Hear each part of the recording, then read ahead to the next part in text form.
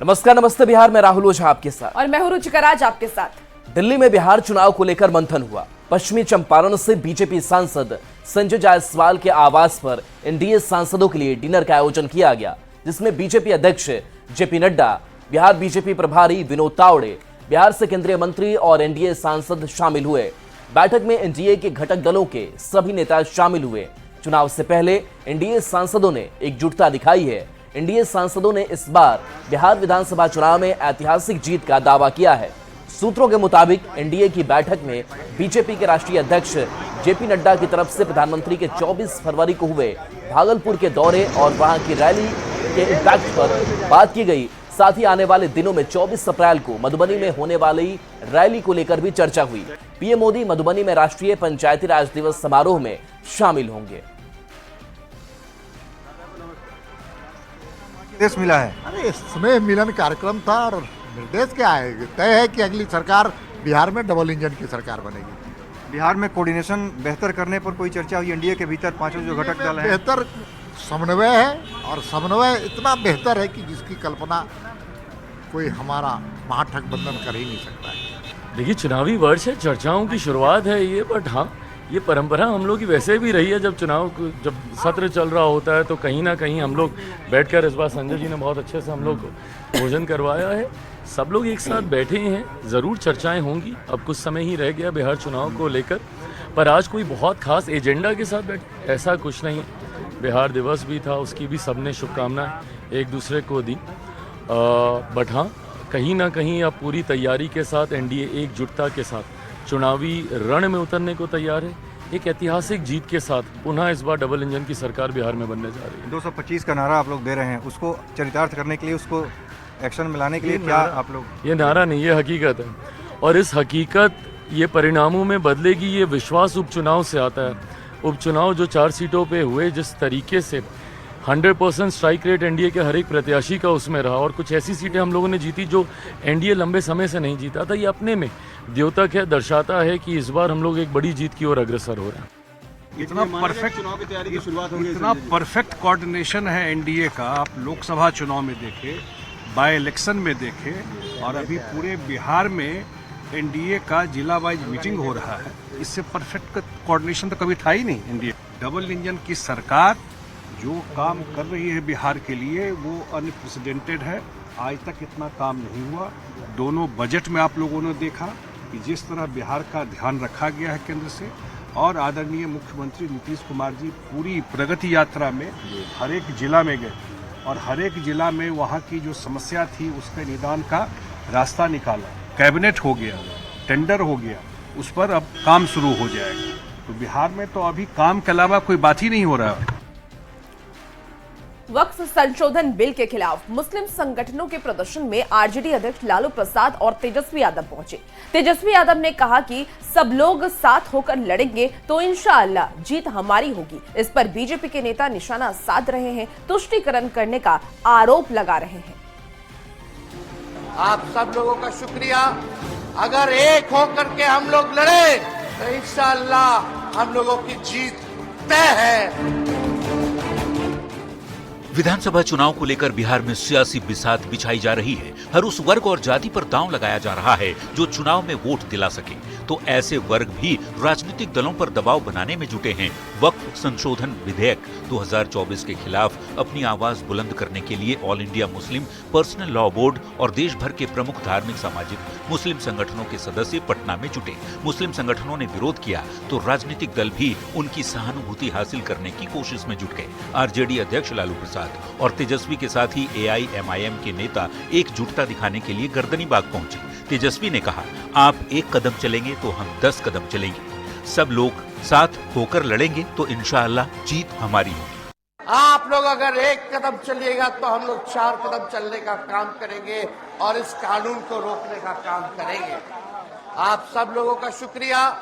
अगर एक होकर के हम लोग लड़े तो इंशाअल्लाह हम लोगों की जीत तय है। तेजस्वी यादव के इंशाअल्लाह कहने पर बिहार का सियासी माहौल गर्मा गया है। बीजेपी ने इसे तेजस्वी यादव की दोहरी मानसिकता करार दिया। तेजस्वी जी, टीका मिटा के टोपी लगा लेना और टोपी लगाने के बाद इंशा अल्लाह करना। आपके कुछ दोस्त लोग कुछ दिन पहले नारा दे रहे थे कि भारत तेरे टुकड़े होंगे इंशा अल्लाह। अब आप भी उसी की जमात में शामिल हो चुके हैं। वैसे बता दें, बिहार में मुस्लिम वोट पर महागठबंधन के साथ एनडीए में शामिल जेडीयू और एलजेपी भी दावेदारी जताती है। पटना में मुस्लिम संगठनों के प्रदर्शन का मकसद जेडीयू और एलजेपी पर दबाव बनाना है और उसी वक्त संशोधन बिल के खिलाफ मुस्लिम संगठनों के प्रदर्शन में तेजस्वी ने इंशा अल्लाह कह के क्या बढ़त बनाने की कोशिश की है, ये भी सवाल है। न्यूज़ 18 के लिए पटना से रवि एस नारायण के साथ ब्यूरो रिपोर्ट।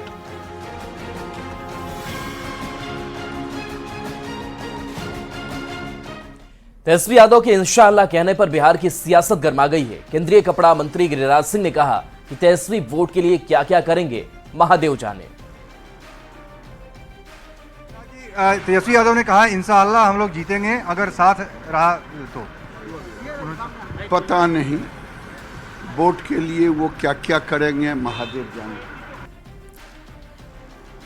और तेजस्वी यादव के इंशाअल्लाह कहने पर बीजेपी के पूर्व सांसद सुशील कुमार सिंह ने भी पलटवार किया है। सुशील कुमार सिंह ने भी तेजस्वी को इस्लाम कबूल करने की नसीहत दी है।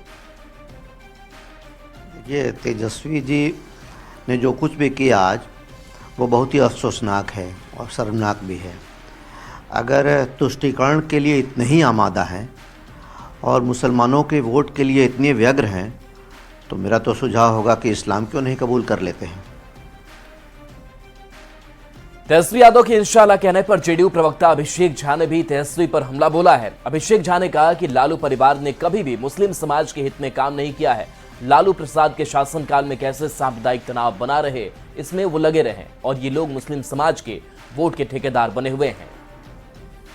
तेजस्वी यादव जी, उनके पिताजी या उनकी पार्टी ने कभी मुसलमानों के हितों को ध्यान में रखते हुए कोई काम नहीं किया। हमेशा कैसे सांप्रदायिक तनाव बना रहे इस दिशा में लगे रहे। जब इनका शासन था बिहार दंगों का प्रदेश बना हुआ था। आदरणीय नीतीश कुमार जी ने मुस्लिम समाज के लोगों के लिए कितना काम किया है ये जग जाहिर है। ये लोग उनके वोटों के ठेकेदार बनना चाहते हैं। मुस्लिम समाज के लोग भी इनकी असलियत को बखूबी पहचानते हैं। तो अब ये इंशाअल्लाह बोले, जय माता दी बोले, ना अल्लाह की रहम इन पर होगी न ईश्वर की कृपा इन पर होगी।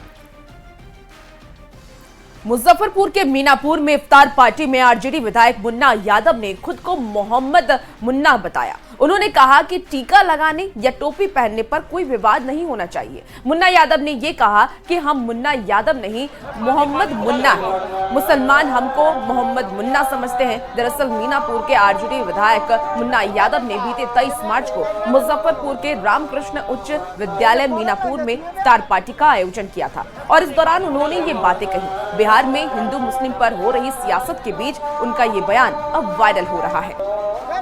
भाई जो है मुन्ना भाई कहता है कि मुन्ना यादव नहीं है, कि मोहम्मद मुन्ना है,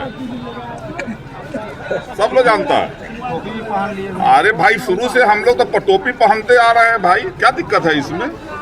बस टीका कर लिया तो कोई बात नहीं है, टोपी पहन लिया तो अनर्थ हो गया क्या? ये साबित करता है कि हम हिंदू मुस्लिम सिख ईसाई आपस में है भाई भाई। बुधवार को बिहार कांग्रेस के प्रभारी कृष्णा अल्लावरू ने कहा था कि फिलहाल बिहार चुनाव को लेकर महागठबंधन का सीएम चेहरा तय नहीं है।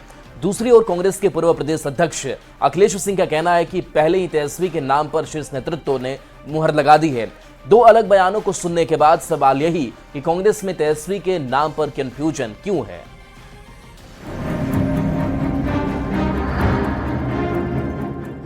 मुख्यमंत्री कौन होगा ये सामूहिक फैसला होगा, उस पर अभी कोई टिप्पणी देना उचित नहीं रहेगा। कोई कंफ्यूजन नहीं है। तेजस्वी की जो भूमिका है उसको कैसे कोई गठबंधन में नकार सकता है? कांग्रेस में तेजस्वी यादव के नेतृत्व पर कंफ्यूजन नजर आ रहा है। पहले बिहार प्रभारी कृष्णा अल्लावरू कहते हैं कि सीएम फेस पर बाद में चर्चा होगी, लेकिन बिहार कांग्रेस के पूर्व अध्यक्ष और सांसद अखिलेश प्रसाद सिंह की राय उनसे अलग है। अखिलेश कहते हैं कि शीर्ष नेतृत्व ने पहले ही तेजस्वी के नाम पर मुहर लगा दी है। इंडिया गठबंधन जब बैठेगी, सीट्स के बारे में चर्चा करेगी, मुख्यमंत्री कौन होगा कौन नहीं होगा घोषित करना है नहीं करना है ये सामूहिक फैसला होगा। उस पर अभी कोई टिप्पणी देना उचित नहीं रहेगा। इसमें कोई कन्फ्यूजन नहीं है। पिछली बार भी चूँकि राष्ट्रीय जनता दल ताकतवर है बिहार में, राष्ट्रीय ऐसे भी उन लोग ज़्यादा जीत के आएंगे, तो तेजस्वी को सब लोगों ने माना था। तेजस्वी की जो भूमिका है उसको कैसे कोई गठबंधन में नकार सकता है। तेजस्वी के नाम पर कांग्रेस के अंदर प्रभारी और पूर्व अध्यक्ष में तो कंफ्यूजन है ही, विधायकों के स्तर पर भी कंफ्यूजन की स्थिति है।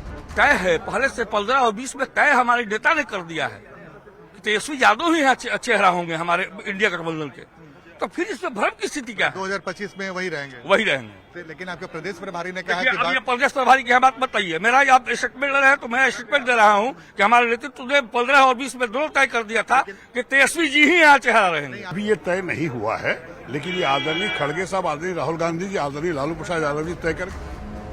महागठबंधन के सीएम उम्मीदवार पर कांग्रेस में चल रही बहस को आरजेडी ने खारिज कर दिया है। आरजेडी का कहना है कि तेजस्वी यादव की सीएम उम्मीदवारी पर कोई कंफ्यूजन नहीं है। जो हर 3 साल पे एक होता है जलसा, उसमें वह पारित है कि तेजस्वी यादव ही हमारे मुख्यमंत्री के कैंडिडेट हैं और रहेंगे। बिहार में अभी चुनावी बिगुल बजा भी नहीं है और महागठबंधन में मुख्यमंत्री के चेहरे पर लड़ाई छिड़ गई है। और तो और तेजस्वी के चेहरे पर कांग्रेस के अंदर ही कंफ्यूजन दिख रहा है। ऐसे में सवाल है कि इतने कंफ्यूजन के साथ महागठबंधन एकजुट एनडीए का मुकाबला कैसे कर पाएगा। न्यूज़ 18 के लिए पटना से आनंद अमृतराज के साथ ब्यूरो रिपोर्ट।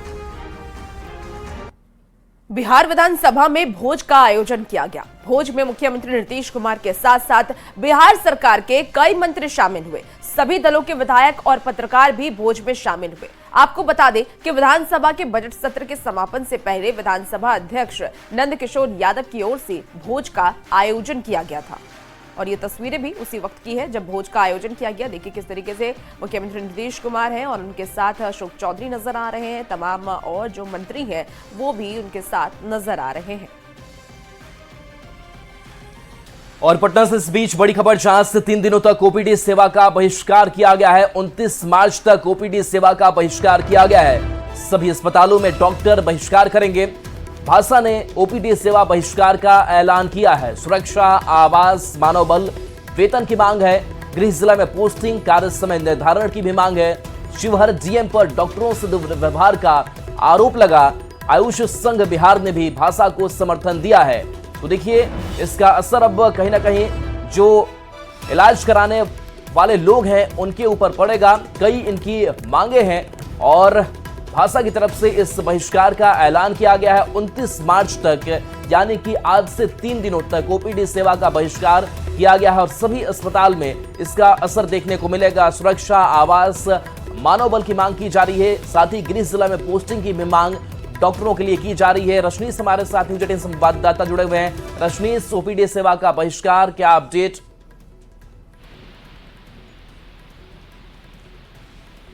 रजनीश, आवाज पहुंच पा रही है डॉक्टर? बिल्कुल, देखिए सुबह से ही जो है तमाम अस्पतालों में डॉक्टरों ने ऐलान कर दिया है। खासकर भासा के ऐलान के बाद जो भासा के डॉक्टर हैं जो संगठन से बिलोंग करते हैं उन्होंने कार्य बहिष्कार का फैसला लिया है। तो आज अस्पतालों में असर दिख सकता है और शिवहर में और 2-3 जिले ऐसे हैं जहां पर बायोमेट्रिक अटेंडेंस के बाद जो है वेतन अब तक नहीं मिला है।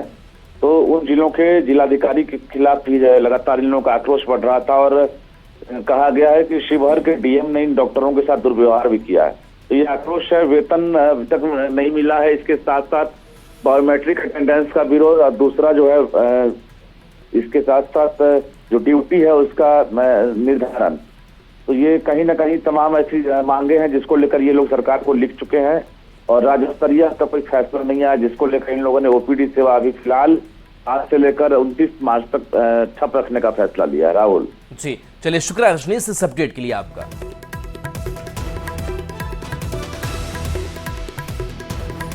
और अब खबर गोपालगंज से है। आपको बता दें कि गोपालगंज में पटना से लौट रहे होटल संचालक की गाड़ी पर अपराधियों ने फायरिंग की है। फायरिंग में होटल संचालक और चालक बाल बाल बच गए हैं। घटना कल देर रात बैकुंठपुर थाना क्षेत्र के दिगवा दुबौली गांव की है। फायरिंग की सूचना मिलने पर स्थानीय पुलिस और मोहम्मदपुर थाना मौके पर पहुंचकर जांच में जुट गई है। घटना की वजह पुरानी रंजिश बताई जा रही है। पुलिस ने पीड़ित के बयान पर 5 लोगों के खिलाफ केस दर्ज कर लिया है और आगे की जांच शुरू कर दी है। बड़ी खबर आपको गोपालगंज से बता रहे हैं, जहां पुरानी रंजिश में इस हमले को अंजाम दिया गया।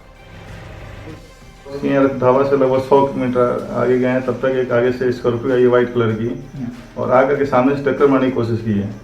तब तक हम बच करके उस गाड़ी साइड करके निकले हैं वहाँ से, तब तक गाड़ी स्कॉर्पियो रिवर्स करके फिर पीछे किया है मेरा। अच्छा। और फायरिंग की 2 फायरिंग की है और पीछे से मैंने चढ़ते गए, हम आगे से उसको रोकते गए और आगे निकलते गए।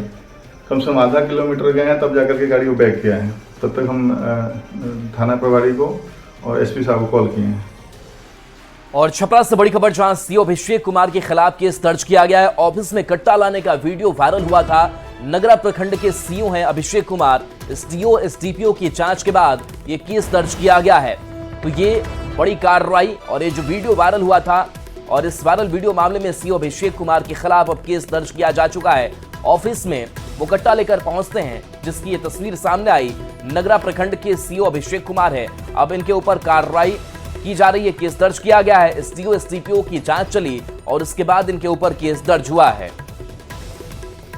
राष्ट्रीय महिला आयोग की अध्यक्ष विजया रहाटकर बिहार में 3 दिवसीय दौरे पर हैं। महिलाओं की समस्या को लेकर के वो लगातार बैठक कर रही हैं। पटना कलेक्ट्रेट में एक प्रेस कॉन्फ्रेंस को संबोधित करते हुए उन्होंने कहा कि महिला के खिलाफ अपराध, यौन उत्पीड़न और शोषण के मामलों को लेकर के पुलिस समेत 47 अलग अलग विभागों के अधिकारियों के साथ पटना में बैठक की गई। इंटरनेशनल कंप्लेंट कमिटीज के कामकाज का जायजा भी लिया और साथ ही उन्होंने पुलिस महानिदेशक को महिला थानों में काउंसलर के साथ साथ legal and service clinical psychologist को भी जोड़ने को कहा। और इसके साथ ही उन्होंने जानकारी देते हुए ये भी बताया कि वो वैशाली के जन सुनवाई करेंगी और 28 मार्च को छपरा में भी जन सुनवाई होगी।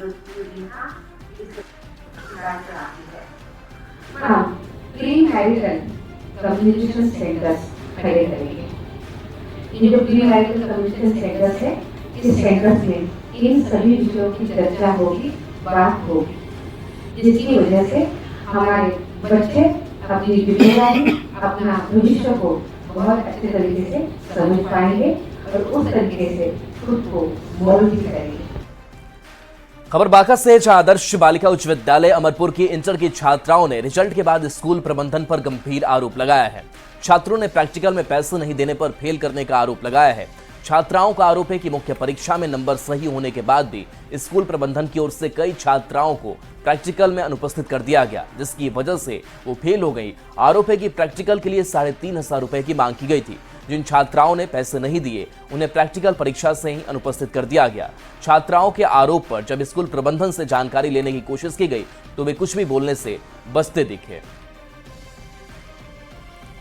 और खबर अब बेतिया से है, जहां लौरिया सामुदायिक अस्पताल के डॉक्टर की बड़ी लापरवाही सामने आई है। सामुदायिक स्वास्थ्य केंद्र लौरिया में प्रसव कराने आई एक महिला को नर्स और डॉक्टरों ने मृत बच्चा का डिस्चार्ज लेटर थमा दिया और उसे घर जाने को कहा। हालांकि बाद में निजी अस्पताल की जांच में बच्चा जिंदा पाया गया। दरअसल 24 मार्च सोमवार को चतरवा थाने के बसवरिया परसौनी गांव की ज्योति कुमारी अपने पहले बच्चे के प्रसव को लेकर के सामुदायिक स्वास्थ्य केंद्र लौरिया आई थी, जहां उन्हें नॉर्मल डिलीवरी से बच्चा हुआ और इस दौरान ड्यूटी पर तैनात नर्स और डॉक्टरों ने बच्चे को मृत घोषित करते हुए उसे डिस्चार्ज कर दिया। बाद में परिजन निजी अस्पताल लेकर गए, जहां बच्चे का इलाज चल रहा है और सकुशल बच्चे को मृत बताने पर परिजन आक्रोशित है। अस्पताल प्रबंधन ने जांच के बाद कार्रवाई का भरोसा भी दिया है। कि जैसे बच्चा पैदाइशी बोले ओकरा बाद से डॉक्टर आला से चेक कैले, ओकरा बाद से कहले कि लड़का मर गेल बा। ओकरा बाद से हम गइनी देखनी, ओकरा बाद से हमरा ना बुझल कि लड़का मरल बा। ओकरा बाद से हम ओकरा के प्राइवेट हॉस्पिटल में लेके आइनी, बस ओकरा से जामा करनी। ओकरा बाद से लड़का के लगे रहनी, भाग दौड़ करनी, पूरा कुछ ना अभी ठीक बा बच्चा अभी तक। और बड़ी खबर नालंदा से है, जहां पुलिस कस्टडी में विनोद राम की मौत पर लोगों ने जमकर बवाल किया। दरअसल विनोद राम के इलाज के दौरान पावापुरी मेडिकल कॉलेज में मौत हो गई, जिसके बाद आक्रोशित परिजनों ने हॉस्पिटल मोड़ को जाम कर बवाल किया। आक्रोशित लोगों ने एक गाड़ी का शीशा भी तोड़ दिया। बताया जा रहा है कि पहाड़ी निवासी विनोद राम शराब के नशे में था, जिसके बाद पुलिस ने उसे गिरफ्तार किया था। परिजनों ने पुलिस पर पिटाई का आरोप लगाया है। परिजनों ने पुलिस की पिटाई से मौत का आरोप लगाया है। सर तो दारू पिया दारू पीने वाला पकड़ने का बोले कि बंद करने का है कि मार देना है। मेरी थाना चलाया सर है हॉस्पिटल में सदर अस्पताल कर दिया यहाँ से भेज दिया मार उड़ के यही की तो मर गया था कोमम जगह भर्ती किया जान के सर के यहाँ से ले जाइए। और खबरों में अब आगे बढ़ेंगे। आपको बता दें अगली खबर नालंदा से है। बड़ी खबर नालंदा से आ रही है, जहां लेहरी में एक कैदी के मौत का मामला अभी ठंडा नहीं पड़ा था, लेकिन उससे पहले ही बिहार शरीफ मंडल कारा में भी संदिग्ध हालत में एक कैदी की मौत हो गई। वार्ड नंबर 18 में बंद कैदी कमलेश की मौत हो गई। तबियत खराब होने के बाद जेल प्रशासन आनन फानन में सदर अस्पताल उसे लेकर के गए, जहां डॉक्टर ने उसे मृत घोषित कर दिया, जिसके बाद जेल प्रशासन में हड़कंप मच गया। जेल अधीक्षक ने कैदी की मौत को लेकर के अपनी स्पष्टीकरण दिया है।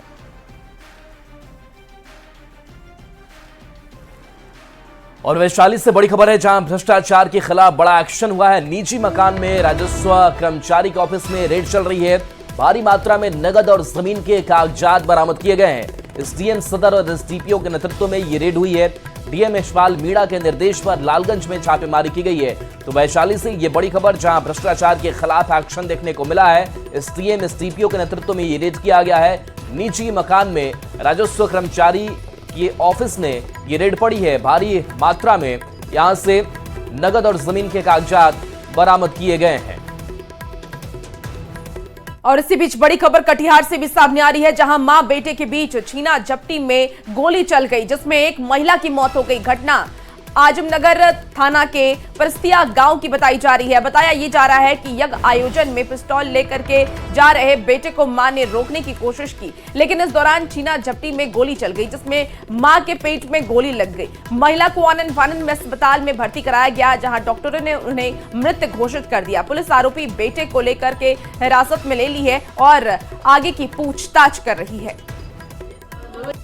घटना यहाँ पर आजमगढ़ थाना पस्तिया गांव नया टोला में एक महिला आईसी विश्वास उम्र करीब 30 वर्ष पति हीरालाल विश्वास का जो है गोली लगने से उनकी मृत्यु हुई है। इस संबंध में शव को कब्जे में लिया गया, पोस्टमार्टम के लिए भेजा जा रहा है और इसमें छानबीन जारी है। बड़ी खबर बेतिया से है, जहां पूर्व मुखिया पर जानलेवा हमला हुआ है। घटना शिकारपुर थाना के ननकार गांव की है, जहां रखई पंचायत के पूर्व मुखिया अरुण यादव पर जानलेवा हमला किया गया। पूर्व मुखिया अपने ही आवास पर पंचायती कर रहे थे। इस दौरान विनय यादव नामक युवक ने पूर्व मुखिया से बदसलूकी और धक्का मुक्की की, उसके बाद फायरिंग की। गनीमत रही कि मिसफायर होने के कारण पूर्व मुखिया की जान बची। पूर्व मुखिया ने शिकारपुर थाने में आवेदन देकर न्याय की गुहार लगाई है। इस मामले में विनय यादव के साथ 15 से 20 अज्ञात लोगों के खिलाफ शिकायत दर्ज कराई गई है। और फिलहाल रुकेंगे छोटे से ब्रेक के लिए, जल्द हाजिर होते हैं।